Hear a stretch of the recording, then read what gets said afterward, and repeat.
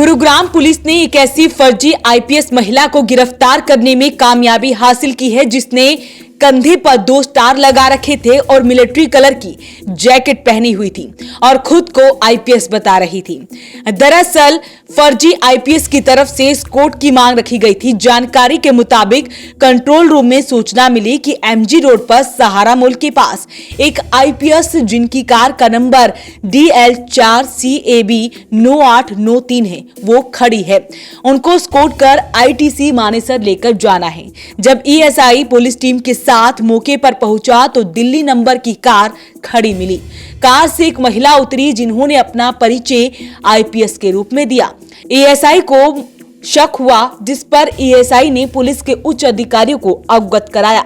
जानकारी के मुताबिक जब महिला से नाम पूछा गया तो वो गुमराह करने लगी, जबकि उसने जो प्लेट लगाई हुई थी उस पर KR सिंह लिखा हुआ था। इतना ही नहीं, महिला ने कंधे पर 2 स्टार भी लगा रखे थे। गहनता से पूछताछ करने पर महिला अपना असली नाम छिपाती रही। जब कार में रखे बैग को चेक किया गया तो उसमें 3 खाली खोल मिले। जब खाली खोल के बारे में और लाइसेंस के बारे में पूछा गया तो महिला कोई संतोषजनक जवाब नहीं दे सकी। कल रात को 10 बजे के करीब जो है एक सूचना मिली थी कि एक XUV 500 जो है उनको पायलट देनी है। तो उस सूचना के आधार पर जो पायलट इंचार्ज है उससे जैसे जो कंट्रोल रूम था उससे फोन नंबर दिया गया था कि आप इस पे बात करके देख लीजिए कि कहाँ पे पायलट प्रोवाइड करनी है। तो जब पायलट इंचार्ज ने उससे बात की तो उन्होंने बताया कि हम सहारा मॉल के पास खड़े हैं और आप यहाँ आ जाइए। तो जब हमारी टीम जो पायलट की गाड़ी थी वहां पे पहुंची तो वहां पे जो है MG रोड का नाका भी लगा हुआ था और वहां की दुर्गा शक्ति ऑलरेडी वहां पे खड़ी थी।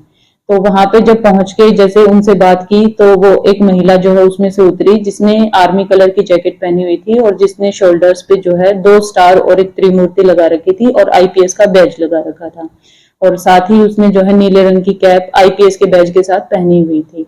तो जब जो है उसका जो बिहेवियर था थोड़ा संदिग्ध लगा तो वहां पे जो इंचार्ज थे उन्होंने उनसे पूछा कि आप एक बार अपनी आइडेंटिटी बता दीजिए या कुछ प्रूफ दिखा दीजिए। तो इस चीज से वो थोड़ा घबरा गई और उन्होंने अपने जो स्टार्स वगैरह थे कैप थी वो एकदम से हटा दी और गाड़ी में वो वापस बैठ गई।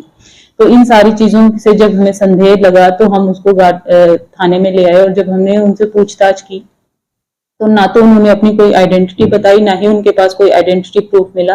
वो बार बार हमें जो है गुमराह करती रही, कभी कुछ नाम बता रही थी कभी कुछ नाम बता रही थी। हमने आईडी के बारे में पूछा तो वो कभी कह रही कि भी मैं फोन में दिखा देती हूँ, कभी कह रही कि मेरे बैग में है। तो इस तरह से वो काफी गुमराह करती रही। फिर उनका एक लैपटॉप बैग था उनके पास, तो जब हमने उसमें चेक किया तो उसमें हमें कुछ संदिग्ध डॉक्यूमेंट और कुछ वस्तुएं मिली।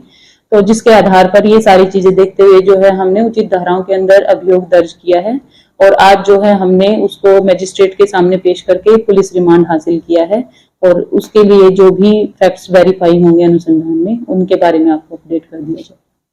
हम कहाँ की रहने वाली है महिला, वो करती क्या है? अभी उन्होंने, मैं बता रही हूँ जैसा कि कोई भी आइडेंटिटी डिस्क्लोज नहीं की है। बार बार वो अपना नाम भी चेंज कर रही हैं।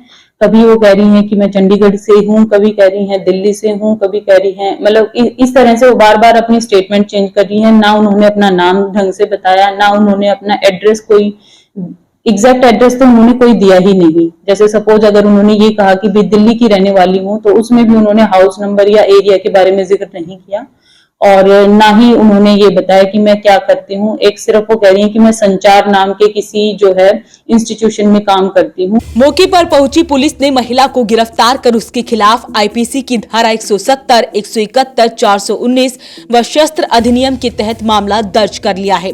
वहीं पुलिस फर्जी आईपीएस को रिमांड पर लेकर पूछताछ में जुट गई है।